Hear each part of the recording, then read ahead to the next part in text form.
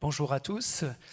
On va essayer avec Diana Baendoy de vous présenter en avant-première la synthèse des revues de projet, la synthèse annuelle des revues de projet, ce qui va peut-être nous permettre au passage, pour les nouvelles cités éducatives, de clarifier un certain nombre de points.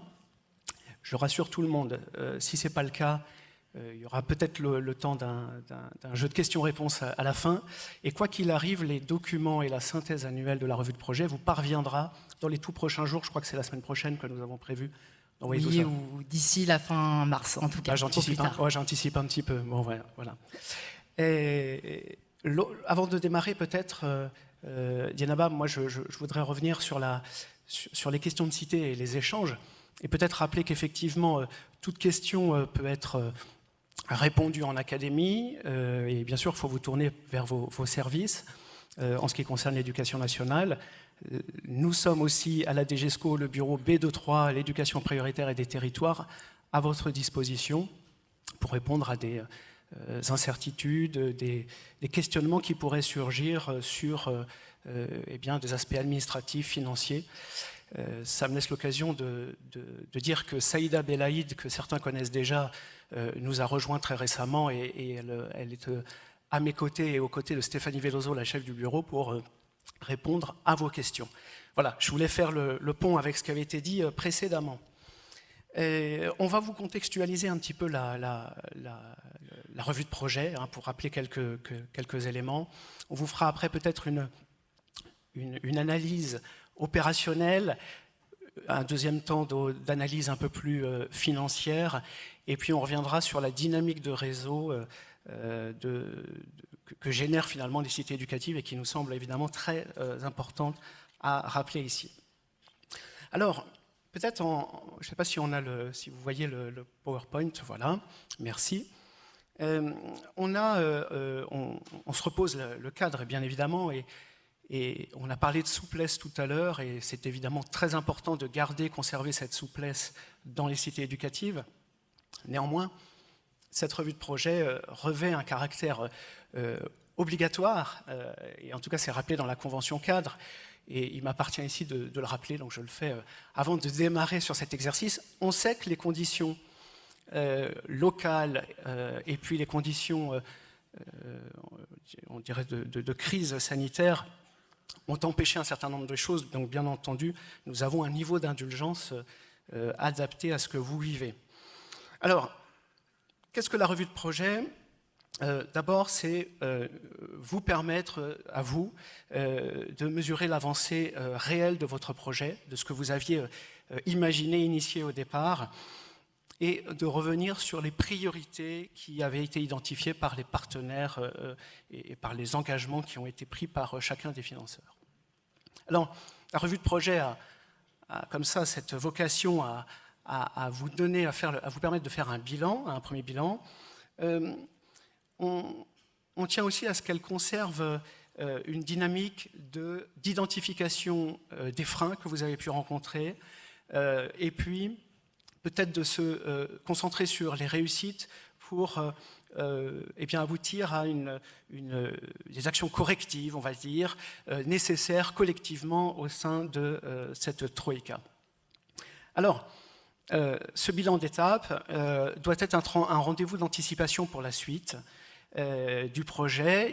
Ça doit vous permettre de vous projeter finalement sur la mise en œuvre qui maximisera tous les résultats dont on a fait part jusqu'à présent. Alors, deux niveaux sont intéressants.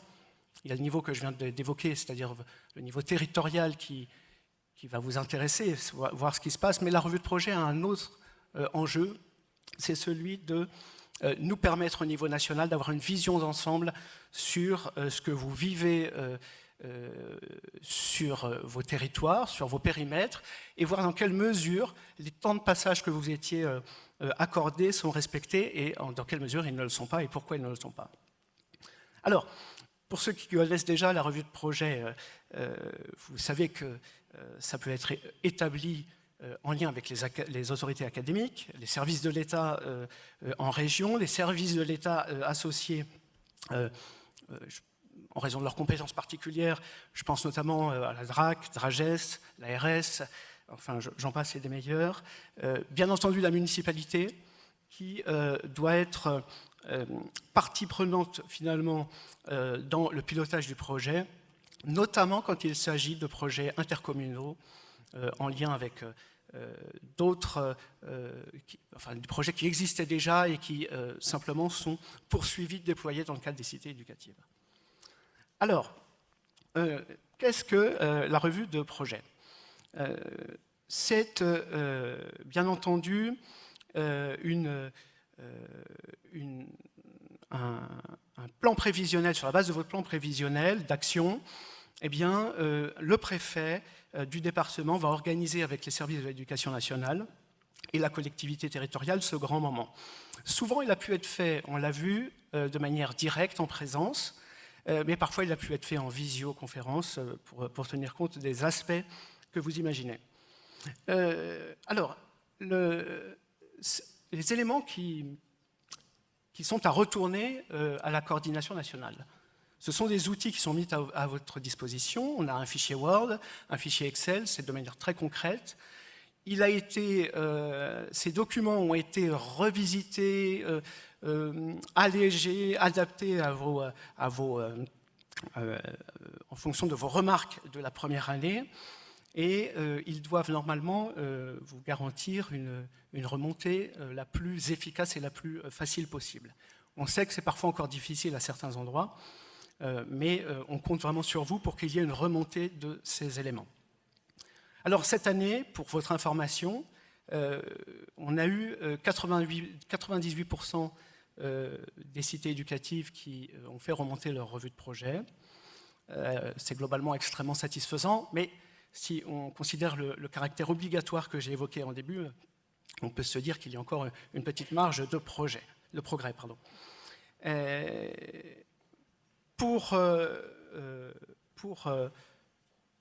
Avant de laisser la parole à Djenaba, on a décelé quelques grandes lignes de force sur ces revues de projet de l'année 2021. D'abord, on a compris à travers la lecture et l'analyse de ces revues de projet que la première vague des 80 cités éducatives ont pu stabiliser leur plan d'action. Et on a vu qu'elles ont acquis, vous avez acquis de l'expérience et que ça a été mis à profit dans un plan d'action qui s'est mieux déroulé que sur le précédent exercice. L'autre aspect, c'est que cette année, vous avez été, lorsque vous étiez dans la deuxième vague des cités éducatives, vous avez été un peu contraint par le temps. Et donc, cette revue de projet tient compte, et on reviendra sur cette situation bien particulière tout au long de notre propos. Qu'est-ce que je peux dire d'autre? Il y a un concept faire citer, qui est entre guillemets ici et qui sera l'objet aussi d'échanges cet après-midi, qui est revenu à plusieurs reprises dans vos remontées. Et vous nous avez dit que c'était un véritable enjeu territorial et que la construction de cette culture commune était extrêmement importante, pas aussi difficile que ça à mettre en œuvre sur certains territoires et avec quelques aléas sur d'autres cités éducatives, mais bon, c'est un peu le jeu de cette nouvelle façon de fonctionner. Et enfin, ce qu'on a retenu, mais vous aurez une analyse plus précise par écrit, on a retenu comme grande ligne de force qu'on a vu naître des coopérations qui s'initient sur la durée, avec une mutualisation des compétences qui s'est fait à partir de diagnostics très précis et dont on sait qu'ils se poursuivront au-delà d'enveloppes qui pourraient éventuellement arriver. Voilà. Je vais vous laisser la parole, Djenaba, et puis je la reprendrai tout à l'heure, si vous le voulez bien. Merci Thibaut. Donc, nous allons passer maintenant à l'analyse opérationnelle des revues de projet. Donc, juste pour rappel, cette analyse opérationnelle concernait 4 volets, la gouvernance et l'ancrage territorial. Le second concernait les orientations stratégiques et priorités partenariales des cités éducatives. Le troisième, ça concerne l'évaluation. Et enfin, l'animation et la communication. Donc sur ce premier volet, gouvernance et ancrage territorial, ce qu'on a pu constater à la lecture des revues de projet, c'est que les sites éducatifs se structurent régulièrement autour d'une instance stratégique ou politique et d'une ou plusieurs instances opérationnelles. Donc, notamment, parmi les instances opérationnelles plébiscitées, on trouve les groupes ou commissions thématiques. Donc, près de 70% des cités y ont recours. Donc, en fait, ces commissions thématiques, elles permettent vraiment de rassembler sur le territoire l'ensemble des acteurs concernés par une thématique spécifique et finalement de co-construire avec eux des actions qui seront menées dans le cadre de la cité éducative. On a également un niveau équipe groupe projet qui est évoqué par un quart des cités.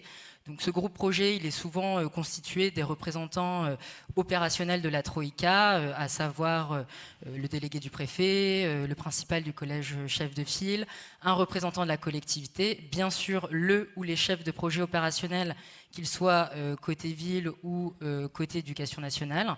Et puis d'autres acteurs peuvent se joindre aussi à ce groupe, notamment dans certains territoires, il y a des IEN, des coordonnateurs PRE, des coordonnateurs REP, voilà, qui sont présents dans ce groupe projet. Donc c'est quand même un niveau intéressant qui permet vraiment une réactivité dans le fonctionnement et une proximité, une proximité avec les acteurs de terrain. Au centre de la cité éducative, on a bien sûr le chef de projet opérationnel. Donc, je ne vais pas y revenir très longtemps puisque Maïta Giraldi vous en a parlé, mais c'est vraiment un maillon central au sein de la cité éducative et qui porte en fait la dynamique de la cité. Et les rapports du CNOE et de la mission inter-inspection ont vraiment souligné ce rôle essentiel du chef de projet. Parmi les autres partenaires mentionnés dans la gouvernance, on trouve en premier lieu la CAF et le conseil départemental. Donc vous voyez à l'écran, on a 50% et 40% des cités respectivement qui ont ces partenaires dans leur gouvernance. Parfois même, la CAF et le conseil départemental sont vraiment des membres à part entière du pilotage. Donc on a des troïkas, mais peut-être plutôt des quatuors. La métropole aussi peut faire partie de ces membres du pilotage resserré. Et puis on trouve également d'autres acteurs tels que le conseil régional, l'agence régionale de santé et puis la DRAC de façon plus minoritaire. Nous avons également interrogé les acteurs des cités éducatives sur le lien avec les acteurs qui agissent auprès des publics de 16 à 25 ans. Donc pourquoi cette question? C'est parce que nous avions pu observer dans les revues de projet des 80 premières cités éducatives, donc celles labellisées en 2019, que finalement la priorité des actions était plutôt tournée vers les publics captifs, 3-16 ans, et que les 0-3 ou les 16-25, mais beaucoup les 16-25, étaient mis de côté pour la première année, mais pour mieux s'y consacrer sur les années à venir. Donc on a vraiment voulu regarder ce point sur les revues de projet 2021. Et donc ce qu'on constate, c'est que près de 60% des cités déclarent associer les lycées dans leur gouvernance. Les grandes écoles et universités ainsi que les centres de formation d'apprentis, eux, sont moins fréquemment mentionnés. Et on a plus d'un tiers des cités éducatives qui déclarent associer d'autres acteurs, tels que la mission locale, le centre d'information et d'orientation, la région. Donc une fois qu'on a posé ce constat, quid concrètement de ces modalités d'association? Et donc, on a quand même plus de la moitié des cités éducatives qui déclarent associer ces acteurs dans le portage d'actions directement et ou dans le pilotage de la cité. Donc, c'est un résultat plutôt positif puisque sur l'année 2020, ces acteurs n'étaient pas forcément les premiers associés à la gouvernance de la cité éducative. Ensuite, donc, on a interrogé la participation des bénéficiaires, donc parents, enfants, jeunes, habitants, au sein de la cité éducative.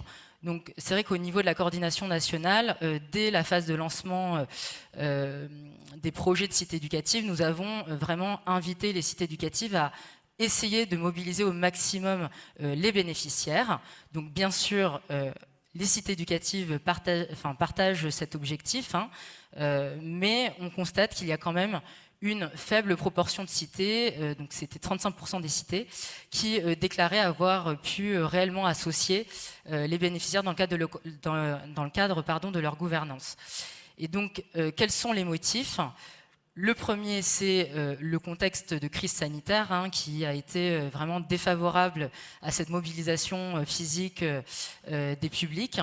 Et puis, au-delà du contexte de crise, il y a aussi une difficulté qui est éprouvée par les acteurs institutionnels à mettre en place des démarches un peu innovantes, d'aller vers, voilà, qui permettent de faire un pas de côté pour justement aller chercher les bénéficiaires qui peuvent être éloignés du système scolaire et qui peuvent eux-mêmes ne pas oser se sentir légitimes à franchir la porte de l'école ou même d'un autre lieu ressource au sein de la cité. Concernant l'évolution de la gouvernance, on a près d'une cité sur deux qui déclare avoir fait évoluer sa gouvernance. Et la raison principale, c'est le manque d'opérationnalité de la gouvernance initiale. Beaucoup de cités, enfin beaucoup, j'exagère, certaines cités éducatives avaient envisagé une gouvernance assez lourde au démarrage, avec beaucoup d'instances, et finalement sont revenus dessus pour privilégier peu d'instances, mais plus de souplesse, plus de réactivité, une plus grande proximité avec le terrain et notamment le tissu associatif. Dans les autres motifs, on a aussi la difficulté à mobiliser certains partenaires et puis le manque de participation des usagers. Nous avons également interrogé les cités éducatives sur la façon dont elles s'articulent avec l'existant. Donc, les coordinateurs nationaux l'ont rappelé, le but de la cité éducative, c'est vraiment de partir de l'existant et de fédérer l'ensemble des acteurs et des services qui agissent en direction des 0-25 ans. Donc finalement, avant même de penser à la création d'actions nouvelles, il est important de mobiliser cet existant. Les cités éducatives partagent cette volonté d'un point de vue stratégique. Souvent, les objectifs de la cité éducative sont en cohérence avec les objectifs des outils de contractualisation du territoire, notamment le contrat de ville, le projet académique, le PEDT également. Mais c'est vrai qu'on a pu constater que cette volonté stratégique ne se recoupait pas toujours à un niveau plus opérationnel. C'est vrai qu'à la lecture des plans d'action des cités éducatives, on avait parfois un peu de mal à voir l'articulation concrète entre les actions de la cité éducative et les dispositifs existants. Concernant la mutualisation et les échanges au niveau local, départemental, régional, national, globalement, on sent qu'il y a un besoin des cités éducatives de pouvoir échanger entre pairs à différentes échelles. Et le niveau qui est le plus privilégié, c'est le niveau départemental. Et comment ça se traduit? C'est notamment des séminaires organisés par exemple par la préfecture de département ou le rectorat qui permet de réunir l'ensemble des acteurs des cités éducatives présentes sur le département. Ça peut être aussi à l'initiative d'un CRPV ou un groupement de CRPV. Et puis parfois on a des échanges un peu plus informels entre chefs de projet opérationnel, entre délégués du préfet, principaux de collèges chefs de file. Donc, dernière slide sur la gouvernance et l'ancrage territorial. Donc, nous avons bien sûr interrogé les cités éducatives sur l'enrôlement des acteurs. C'est un point de questionnement important pour la coordination nationale, mais aussi pour le CNOE. Donc, ce qu'on a pu constater dans les revues de projet, c'est que la cartographie apparaît vraiment comme le premier outil indispensable pour procéder à cet enrôlement d'acteurs. Donc on a 16 cités qui ont finalisé cet outil, 18 c'est en cours d'élaboration, et pour 11, la cartographie a été mentionnée comme un outil pertinent, mais qui restait à créer.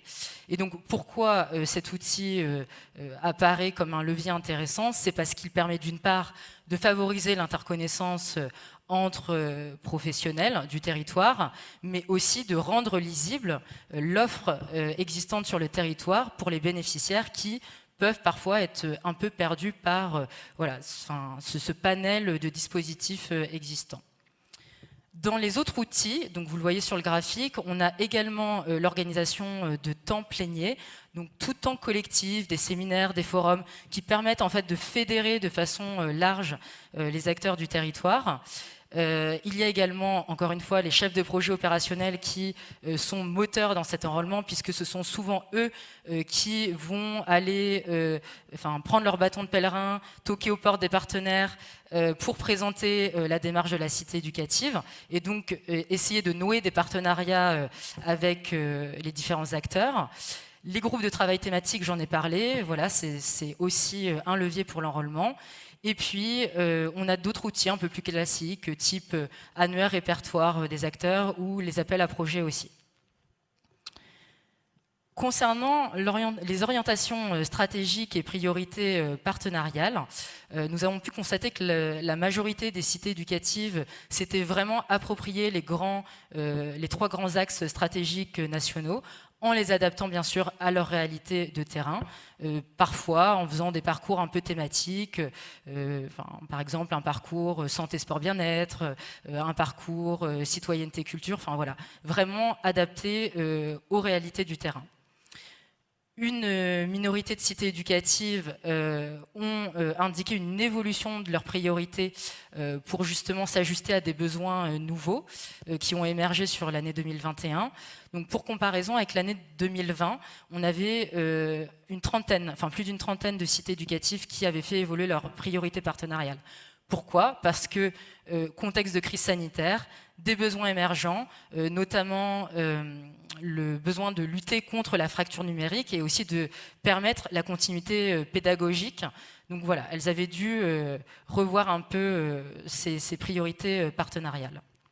Concernant les retards et modifications substantielles, on a un retard qui avait été pris par les cités éducatives labellisées en 2019 du fait du contexte de crise sanitaire, et cela a été majoritairement rattrapé sur l'année 2021. Mais on a tout de même quand même 36 cités éducatives qui indiquent ne pas avoir réussi à résorber ce retard, et parmi elles, 14 cités qui annoncent le besoin notamment de conclure un avenant. Donc c'est des cités éducatives labellisées en 2019, même si effectivement il y a eu un prolongement de la durée de conventionnement jusqu'au 31 décembre 2023. Des cités éducatives ont basculé d'un fonctionnement en année civile en année scolaire, donc ce qui fait qu'un avenant sera à prendre pour poursuivre au moins les actions jusqu'au 30 juin 2024. Nous avons interrogé les cités sur la façon dont elles envisageaient la pérennisation et la consolidation de la démarche. Et sans surprise, la quasi-totalité des cités indique être dans cette recherche de cofinancement, que ce soit auprès de la collectivité porteuse, d'autres collectivités territoriales telles que le département ou la région, mais aussi auprès d'autres acteurs institutionnels sur le territoire.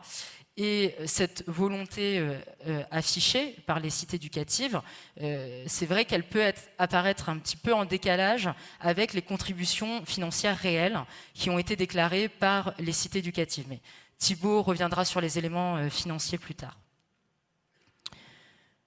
Alors, les modalités d'exécution financière, on sait que c'est un questionnement récurrent des acteurs. Donc, le cadre de référence, c'est vraiment la note d'exécution financière de 2021. Celle de 2022 vous a été très récemment adressée. Et donc voici à l'écran les différents modes d'exécution financière mis en œuvre par les cités éducatives. Donc ce qu'on constate, c'est qu'une majorité de cités éducatives c'est la préfecture qui gère les crédits en direct. Pour une vingtaine de cités, c'est la commune. Ce sont majoritairement des cités labellisées en 2019. Et puis après, on a un panachage des modalités d'exécution financière. Notamment, là on voit qu'il y a 13% des cités éducatives où c'est préfecture plus collectivité.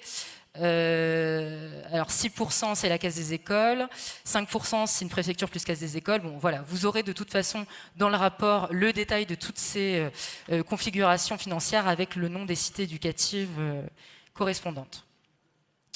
Et donc j'en termine par des données issues de GISPRO, donc les données de 2021. Donc sur la répartition par tiers, c'est-à-dire ceux qui déposent un dossier sur la plateforme Dauphin, que vous connaissez bien, ce sont majoritairement des associations, donc à 48%. Il y a également donc, des établissements publics, 26% des tiers, et des communes, 23%. Donc, ce qui est intéressant, c'est de comparer aussi ce graphique de gauche à celui de droite, puisqu'on voit que ce sont les communes, finalement, qui bénéficient de la plus large enveloppe financière, donc 14,5 millions d'euros. Les établissements publics, près de 11 millions. Et puis, les associations, plus de 9 millions. Juste pour vous préciser que dans les établissements publics, on retrouve notamment les collèges, donc avec près de 5 millions. C'est normal puisqu'ils ont le fonds du collège chef de file à gérer, qui est abondé à la fois par le P230 le P230 vie de l'élève et le P147 politique de la ville. La caisse des écoles, près de 3 millions. Le GIP, 1,4 million et CCAS, 1,1 million. Donc voilà, Thibaut, je vous repasse la parole. Merci, Dienaba. Et on va aborder la question évaluative et se dire que, comme vous le voyez sur la slide à l'écran, évidemment, la crise de 2020 a mis en difficulté ce processus d'évaluation pour les premières cités éducatives. Ce qu'on peut voir avec cette revue de projet 2021, c'est qu'on constate que pour ces cités éducatives, cette première vague de labellisation, eh bien, la démarche évaluative s'est renforcée et je dirais elle est sur de très bons rails, d'après ce qu'on a pu voir. D'ailleurs, 70% de ces cités éducatives ont fait appel à un appui extérieur pour les accompagner dans cette démarche évaluative. Et puis, forcément, la seconde vague a bénéficié de l'expérience des premières, et donc on voit à l'écran que 80% des cités éducatives labellisées en 2021 ont également fait appel à un appui extérieur, ce qui témoigne que probablement les échanges entre cités éducatives plus anciennes et plus récentes ont abouti à cette augmentation et ce choix d'un appui extérieur. Sur la slide suivante, on voulait vous revenir sur la communication et le processus de communication que vous avez pu mettre en œuvre dans vos cités éducatives. Alors, dans les revues de projet, on voit que la majorité d'entre vous a identifié un référent communication qui permet de centraliser et d'avoir un plan de communication peut-être plus efficace. Vous avez aussi de plus en plus investi les supports et les outils à votre disposition, les supports comme les réseaux sociaux, la presse locale, les sites internet des partenaires. Vous utilisez les vidéos, les flyers pour communiquer également à l'extérieur. Deux stratégies peut-être à retenir et qui vraiment sont très nettement marquées dans la revue de projet, c'est que vous avez une volonté à la fois d'une communication interne très forte, et puis la première vague de cités éducatives avait noté que c'était difficile pour elles de communiquer à l'externe, et il semblerait que en 2021, cet aspect a été renforcé. Sur l'analyse financière, alors, on l'a dit à plusieurs reprises, il y a le contexte sanitaire a perturbé un petit peu la remontée. Il y a un autre aspect peut-être qui trouble un peu l'analyse comparative, c'est que parmi vous, des cités éducatives ont fait remonter des données de l'exercice 2021, tandis que d'autres ont fait remonter des données de l'année scolaire 2020-2021. Et donc, au niveau national, pour nous, il est plus compliqué d'en tirer des perspectives, des analyses, et d'en tirer un enseignement très fort. Mais néanmoins, on a souhaité vous dire que dans les cofinancements, et c'est le graphique qui est à votre gauche, on a pu calculer, et on a 34 réponses, 34 cités éducatives qui nous ont fait part de la manière dont elles avaient pu profiter du cofinancement. 19 cités déclarent un cofinancement de la collectivité porteuse entre 20 et 40%. 12 cités déclarent un cofinancement en dessous de 20%. Et 3 cités déclarent un cofinancement entre 40 et 60%, sachant que, comme vous le voyez, 7 n'ont mis aucun cofinancement avec la commune. Alors, vous étiez également invité à dire la manière dont vous aviez pu faire ces cofinancements. Et c'est le graphique qui est à droite. Vous voyez que, on a sur la 38 cités qui ont répondu, dont 30 qui étaient labellisées en 2019, vous avez une partie de ces cités, 10, qui ont constitué leur cofinancement avec de nouveaux financements. Et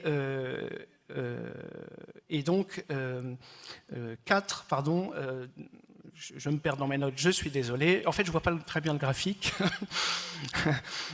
Et donc, 21% des répondants ont donc mis un type de cofinancement en nouveau financement, 7% en valorisation, et les 72% ont pu mettre en œuvre les deux. Sur la participation financière des autres partenaires. Alors là encore, on a un recueil de données très partiel, puisqu'on a 50 cités qui ont répondu, et les partenaires les plus fréquemment mobilisés financièrement sont la CAF, le département et la région. Alors, on l'a vu tout à l'heure, Diana, vous l'avez dit tout à l'heure, que la CAF et le département étaient effectivement des partenaires très intégrés à la gouvernance des cités éducatives. Et donc, on voit que ce partenariat ne se reporte pas systématiquement par un abondement et un cofinancement. Cette implication donc, des partenaires dans la gouvernance peut être renforcée sur un partenariat financier plus fort. Alors, vous avez d'autres partenaires qui sont sollicités, mais qui viennent un peu plus loin derrière.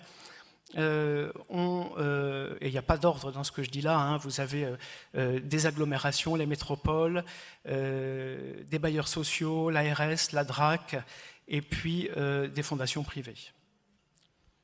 Alors, sur le taux de consommation du fonds de la cité éducative.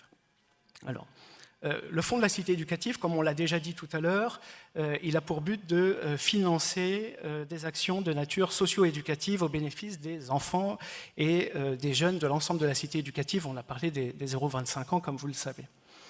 Alors, ce taux de consommation de la cité éducative, eh bien, comme vous le voyez dans le camembert, il est 42% des déclarants ont dépensé entre 50 et 100% de ce fonds. 32% ont dépensé moins de 50% du fonds et 26% ont dépensé 100% du fonds de cette cité éducative, ce qui est la tendance que nous devons essayer de rejoindre pour l'ensemble des cités éducatives. Je rappelle que certaines cités éducatives n'ont pas pu dépenser tout ce fonds puisque le calendrier était très contraint.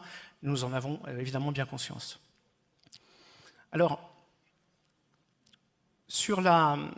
peut-être sur la question du réseau que nous avons voulu constituer. D'abord, nous avons essayé de maintenir un rythme de rencontres virtuelles qui permettait d'aller à votre rencontre pour être dans un échange entre la coordination nationale et les territoires. Et en cette année scolaire, en cette première partie, en cette fin d'année civile 2021, nous avons repris les déplacements en cités éducatives et nous espérons que cela puisse continuer. On a eu également, évidemment, le souhait d'avoir des temps de rencontre assez forts, notamment avec le printemps des cités éducatives et puis les assemblées du CNOE. Alors,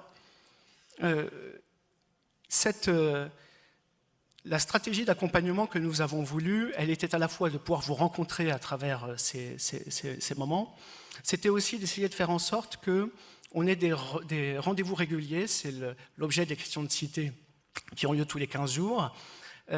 On se disait que c'était un moyen d'échanger avec vous en direct, même si on n'a pas toujours les réponses, comme cela vous a été dit tout à l'heure. On a également une newsletter mensuelle qui rassemble les principales informations de la période écoulée, qui permet de mettre en lumière un certain nombre de sujets, d'actualités qui peuvent vous intéresser les uns les autres. Et donc, ce sont des vecteurs pour nous très importants pour que vous puissiez vous y retrouver, savoir ce qui se passe dans ce réseau. Et puis, il y a eu un certain nombre de publications nationales. On a parlé de la synthèse des revues de projet qui a lieu annuellement. Il y a eu celle de 2020 et celle que vous allez recevoir en 2021.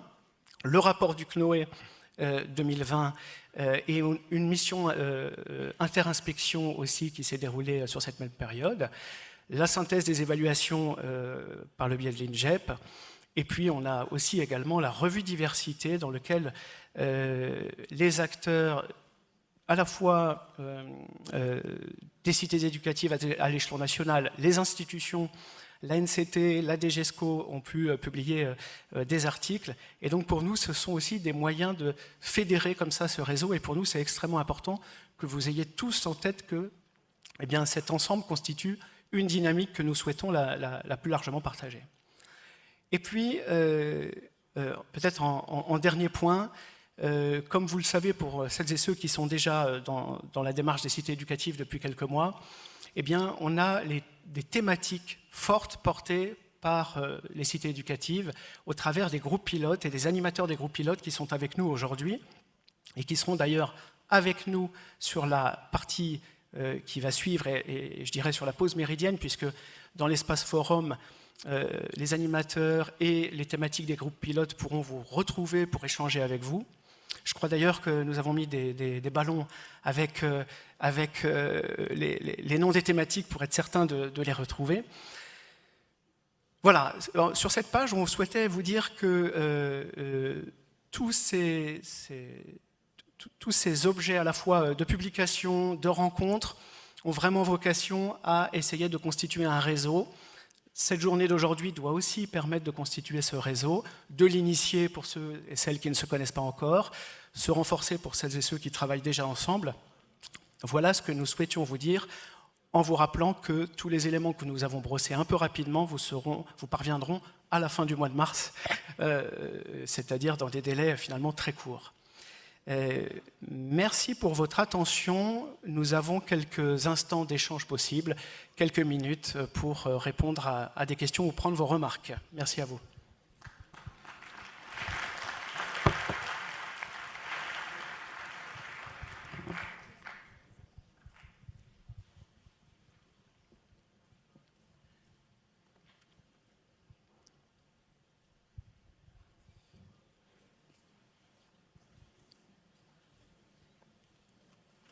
Alors sur le temps que les remarques affluent éventuellement ou les questions, comme je l'ai dit en préambule pour les échanges sur questions de cité, la coordination nationale reste et restera à vos côtés sur ces questions de revue de projet, notamment pour les nouvelles cités éducatives qui auront à le faire et qui doivent se préparer déjà à renseigner ces documents, mais on aura l'occasion de revenir dessus.